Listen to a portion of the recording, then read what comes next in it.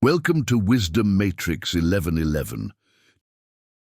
Today we dive into one of Neville Goddard's earliest and profound writings, titled The Search, a short metaphysical book written in 1946 and lovingly dedicated to his daughter Victoria.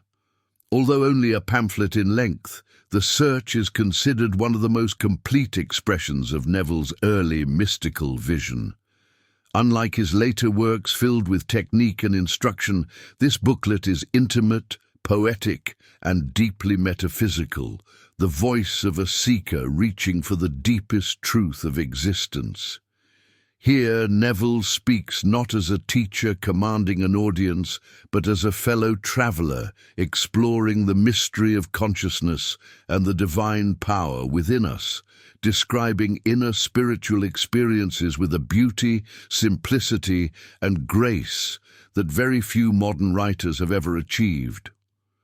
Within its pages, he reveals the essence of his philosophy, the omnipotence of the self, the divine power of imagination, and the realization that what you search for outwardly already lives within you. His words resonate beyond intellect. They awaken something primal and familiar, as if reminding you of a truth you have always known. So as you listen, allow the poetry of Neville's vision to unfold gently within you. Let these ideas move you not only in thought, but in experience. Because the search is not just Neville's search, it is your search, the search for identity, for meaning, for the God within. With an open mind and an open heart, let's dive in. The Search by Neville Goddard, presented by Wisdom Matrix 1111. To Victoria, the fulfillment of a dream. Once in an idle interval at sea, I meditated on the perfect state and wondered what I would be, were I of too pure eyes to behold iniquity, if to me all things were pure and were I without condemnation. As I became lost in this fiery brooding, I found myself lifted above the dark environment of the senses. So intense was the feeling, I felt myself a being of fire dwelling in a body of air.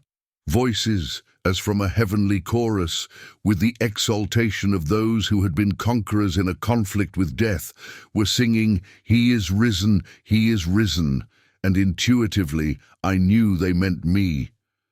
Then I seemed to be walking in the night.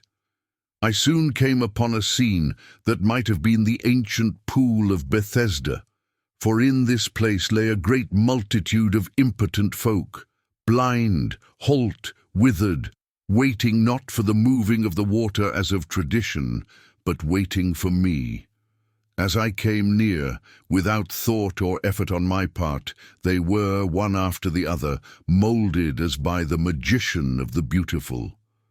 Eyes, hands, feet, all missing members, were drawn from some invisible reservoir and molded in harmony with that perfection which I felt springing within me.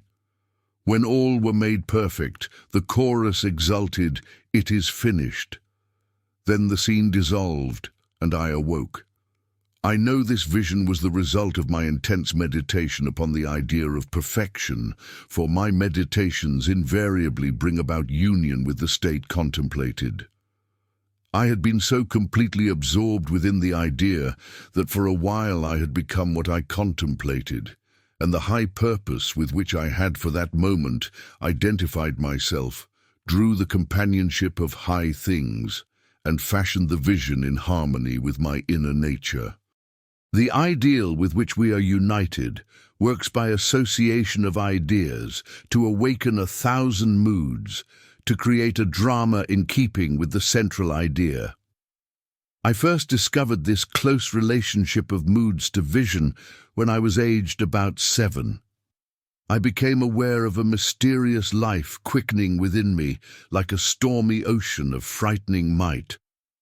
I always knew when I would be united with this hidden identity, for my senses were expectant on the nights of these visitations, and I knew beyond all doubt that before morning I would be alone with immensity. I so dreaded these visitations that I would lie awake until my eyes from sheer exhaustion closed. As my eyes closed in sleep, I was no longer solitary but smitten through and through with another being, and yet I knew it to be myself. It seemed older than life, yet nearer to me than my boyhood. If I tell what I discovered on these nights, I do so not to impose my ideas on others, but that I may give hope to those who seek the law of life. I discovered that my expectant mood worked as a magnet to unite me with this greater me, while my fears made it appear as a stormy sea. As a boy, I conceived of this mysterious self as might, and in my union with it I felt its majesty as a stormy sea which drenched me, then rolled and tossed me as a helpless wave. As a man I conceived of it as love and myself the son of it, and in my union with it now, what a love enfolds me! It is a mirror to all. Whatever we conceive it as being, that it is to us. I believe it to be the center through which all the threads of the universe are drawn. Therefore, I have altered my values and changed my ideas so that they now depend upon and are in harmony with this sole cause of all that is.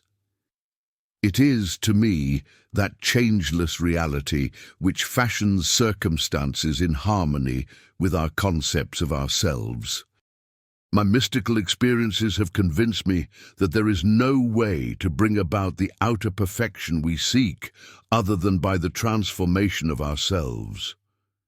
As soon as we succeed in transforming ourselves, the world will melt magically before our eyes and reshape itself in harmony with that which our transformation affirms. 2 other visions I will tell, because they bear out the truth of my assertion that we, by intensity of love and hate, become what we contemplate. Once, with closed eyes made radiant from brooding, I meditated on the eternal question, "Who am I?" and felt myself gradually dissolve into a shoreless sea of vibrant light, imagination passing beyond all fear of death. In this state, nothing existed but myself, a boundless ocean of liquid light. Never have I felt more intimate with being. How long this experience lasted I do not know, but my return to earth was accompanied by a distinct feeling of crystallizing again into human shape. At another time, I lay on my bed, and with my eyes shut as in sleep, I brooded on the mystery of Buddha. In a little while, the dark caverns of my brain began to grow luminous. I seemed to be surrounded by luminous clouds which emanated from my head as fiery, pulsating rings. I saw nothing but these luminous rings for a time. Then there appeared before my eyes a rock of quartz crystal. While I gazed upon it, the crystal broke into pieces which invisible hands quickly shaped into the living Buddha.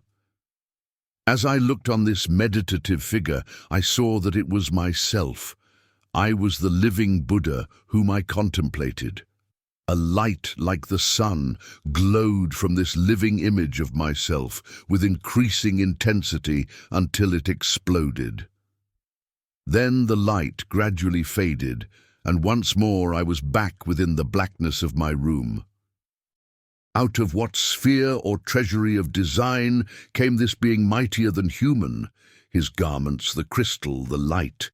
If I saw, heard, and moved in a world of real beings, when I seemed to myself to be walking in the night, when the lame, the halt, the blind were transformed in harmony with my inner nature, then I am justified in assuming that I have a more subtle body than the physical, a body that can be detached from the physical and used in other spheres, for to see, to hear, to move are functions of an organism, however ethereal.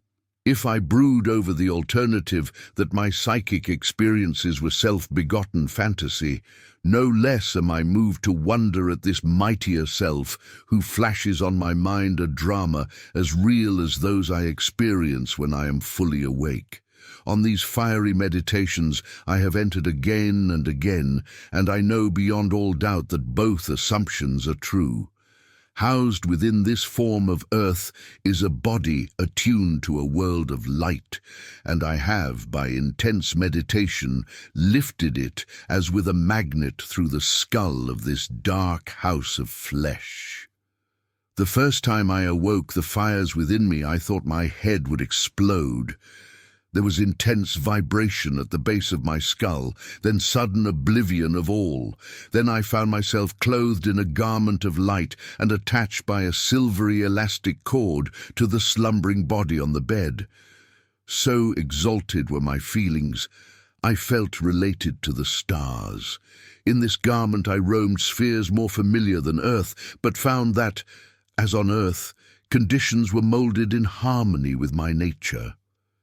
Self-begotten fantasy, I hear you say, no more so than the things of earth. I am an immortal being conceiving myself as man and forming worlds in the likeness and image of my concept of self. What we imagine that we are.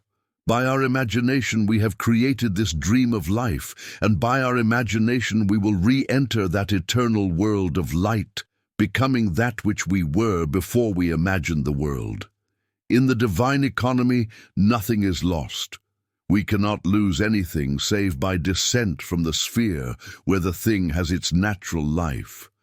There is no transforming power in death, and whether we are here or there, we fashion the world that surrounds us by the intensity of our imagination and feeling. And we illuminate or darken our lives by the concepts we hold of ourselves. Nothing is more important to us than our conception of ourselves, and especially is this true of our concept of the deep, hidden one within us. Those that help or hinder us, whether they know it or not, are the servants of that law which shapes outward circumstances in harmony with our inner nature. It is our conception of ourselves which frees or constrains us, though it may use material agencies to achieve its purpose. Because life molds the outer world to reflect the inner arrangement of our minds, there is no way of bringing about the outer perfection we seek other than by the transformation of ourselves. No help cometh from without. The hills to which we lift our eyes are those of an inner range. It is thus to our own consciousness that we must turn as to the only reality, the only foundation on which all phenomena can be explained. We can rely absolutely on the justice of this law to give us only that which is of the nature of ourselves. To attempt to change the world before we change our concept of ourselves is to struggle against the nature of things. There can be no outer change until there is first an inner change. As within, so without. I am not advocating philosophical indifference when I suggest that we should imagine ourselves as already that which we want to be, living in a mental atmosphere of greatness, rather than using physical means and arguments to bring about the desired change. Everything we do, unaccompanied by a change of consciousness, is but futile readjustment of surfaces. However we toil or struggle, we can receive no more than our subconscious assumptions affirm. To protest against anything which happens to us is to protest against the law of our being and our rulership over our own destiny. The circumstances of my life are too closely related to my conception of myself not to have been launched by my own spirit from some magical storehouse of my being. If there is pain to me in these happenings, I should look within myself for the cause. For I am moved here and there and made to live in a world in harmony with my concept of myself. Intense meditation brings about a union with the state contemplated, and during this union we see visions, have experiences, and behave in keeping with our change of consciousness. This shows us that a transformation of consciousness will result in a change of environment and behavior. However, our ordinary alterations of consciousness as we pass from one state to another are not transformations, because each of them is so rapidly succeeded by another in the reverse direction. But whenever one state grows so stable as to definitely expel its rivals, then that central habitual state defines the character and is a true transformation. To say that we are transformed means that ideas previously peripheral in our consciousness now take a central place and form the habitual center of our energy. All wars prove that violent emotions are extremely potent in precipitating mental rearrangements. Every great conflict has been followed by an era of materialism and greed, in which the ideals for which the conflict ostensibly was waged are submerged. This is inevitable because war evokes hate, which impels a descent in consciousness from the plane of the ideal to the level where the conflict is waged. If we would become as emotionally aroused over our ideals as we become over our dislikes, we would ascend to the plane of our ideals as easily as we now descend to the level of our hates. Love and hate have a magical transforming power, and we grow through their exercise into the likeness of what we contemplate. By intensity of hatred, we create in ourselves the character we imagine in our enemies. Qualities die for want of attention. So the unlovely states might best be rubbed out by imagining beauty for ashes and joy for mourning, rather than by direct attacks on the state from which we would be free. Whatsoever things are lovely and of good report, think on these things, for we become that with which we are en rapport. There is nothing to change but our concept of self.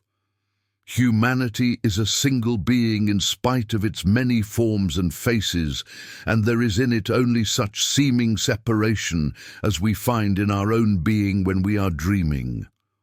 The pictures and circumstances we see in dreams are creations of our own imagination and have no existence save in ourselves. The same is true of the pictures and circumstances we see in this dream of life. They reveal our concepts of ourselves.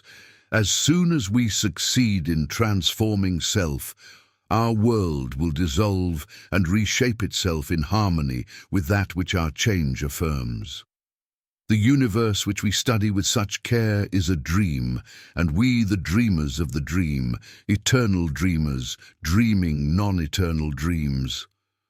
One day, like Nebuchadnezzar, we shall awaken from the dream, from the nightmare in which we fought with demons, to find that we really never left our eternal home, that we were never born and have never died, save in our dream.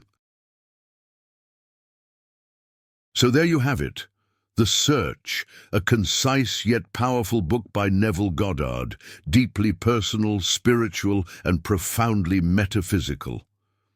In these few pages, Neville opens a doorway into the unseen world within us, revealing visions and mystical experiences that illuminate the true nature of consciousness, reality, and the self. This work expresses the heart of Neville's core philosophy, that imagination is the creative power of God within you, and that consciousness is the one and only cause of the world you experience. What makes The Search especially unique is its poetic, metaphysical voice, a pure expression of mystical experience before Neville's later biblical interpretations became central to his teachings. Here, the mystical speaks for itself, intimate, visionary, and deeply transformative. Through symbolic visions such as the Pool of Bethesda and the awakening of the Christ within, Neville shows us that the spiritual journey is not external, but internal, a transformation that occurs when we change our conception of ourselves. His vivid descriptions act as allegories pointing to the central truth that when you shift your inner state, the outer world must transform in perfect harmony. What sets this work apart from his later lectures is the softness and beauty of his storytelling. This is Neville speaking not as a teacher giving instruction, but as a witness to profound inner revelation. He reminds us that our moods, our emotional atmosphere, and the states we occupy are creative powers that magnetize the experiences of our lives. When we assume the feeling of expectancy, love, and certainty, we unite with the higher self and step into a realm of infinite possibility. And by dedicating this book to his daughter Victoria, Neville reminds us that these revelations are not merely personal, they are meant to be shared, lived, and passed forward, a legacy of spiritual insight for generations to come. The search stands as a radiant introduction to Neville's greater works, and a powerful testament to the truth that everything begins within. It invites you to step into your own inner journey of self-realization and to embrace the creative power that is already yours, the power to imagine deliberately, to feel deeply, and to shape your reality from within. Thank you for tuning in to Wisdom Matrix 1111. I hope this wisdom resonated with you. Please support the channel by hitting the subscribe button, liking this video, and sharing it with someone who may need it. Your support truly helps this content reach more hearts and minds. Feel free to share your thoughts in the comments below. What insight or idea from Neville resonated with you the most?